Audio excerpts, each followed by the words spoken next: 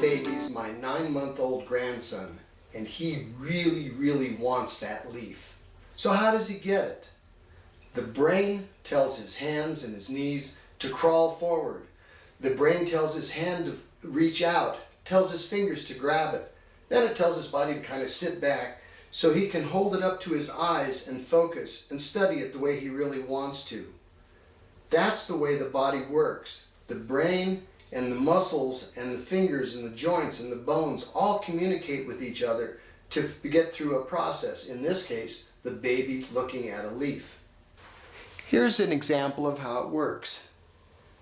The behavior that this person wants is that he wants to learn how to play darts. The darts aren't going very close together on the target. They practice, they get much closer on the target. While they're doing that, when he starts, the motor cortex, the cortex of the brain, is relatively small. As he practices, it gets larger and denser with neurons, and the neurons form more and more of these connectors called synapses. And it's the same thing with that baby. The baby was trying to learn how to use his hand and how to grow. So when he started, his behavior was using his hand. It got better. The cortex got larger and more dense. The neurons grew more synapses. That's the way it works. A large part of what we're talking about is practice. Now, in nature, you learn things without thinking about practicing. The baby doesn't think about creeping to crawl or crawl to walk. It just happens. But it happens because of practice. But what if you do something outside of the regular natural order? For instance, how many shots do you have to take with a basketball before you get good? How many times do you have to dribble a soccer ball before your dribble becomes exceptional? How many dance moves do you have to make before you become a ballerina? All of those things take incredible amount of practice.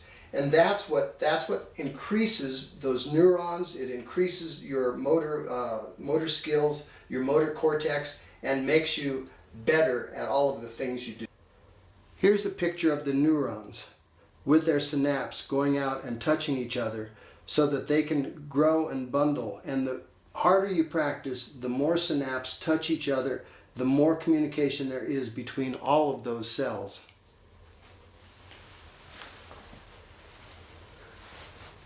Here's a picture of the brain. This is the motor cortex in blue here. And the motor cortex is what makes you move.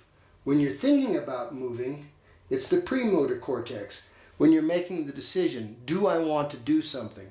Do I want to reach my hand out and grab that leaf? Do I want to make the shot with the basketball? The premotor cortex starts that process, and then the motor cortex takes the shot or grabs the leaf. Everything we've learned before is what makes us now. As a baby, we learn to creep and then crawl and then walk. As growing up, we learn to throw a ball or to kick a ball. We learn all of those things. And we're creatures of those habits. We sometimes get into a habit and we don't even know it. So are you capable of learning new things? Are you capable of breaking out of habits? Yes, you are. But it does take practice, because that practice stimulates your motor cortex and it makes it easier for you to arrive at what you want. Let me give you an example. We all know how to do this, where one finger runs around the other. We can even all do it backwards. Everybody can do that, or almost everybody. But can you learn something new? Can you learn to have one hand go out and one hand come in and do this? That may be a more difficult thing. And I want you all to try that. Remember, one goes out and one comes in, and they go together, not around, but this way. Good luck with it.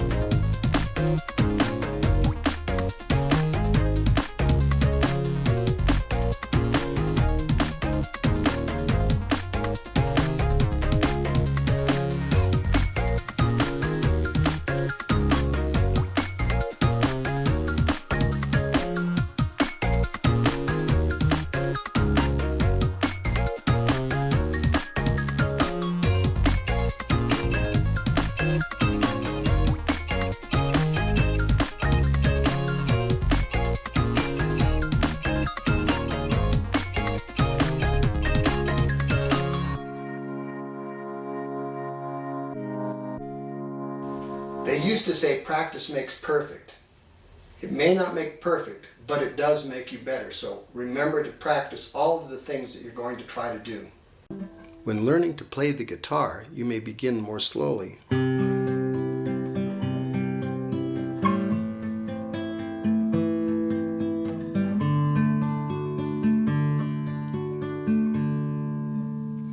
And with practice, you might get faster.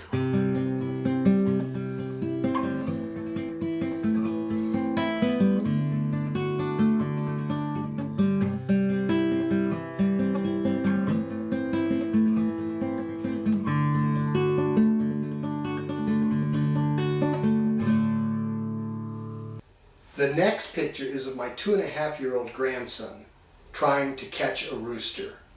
Now notice at the beginning, he's thinking about how he's going to do it. That's the premotor cortex coming into play, trying to make a decision about running after the rooster.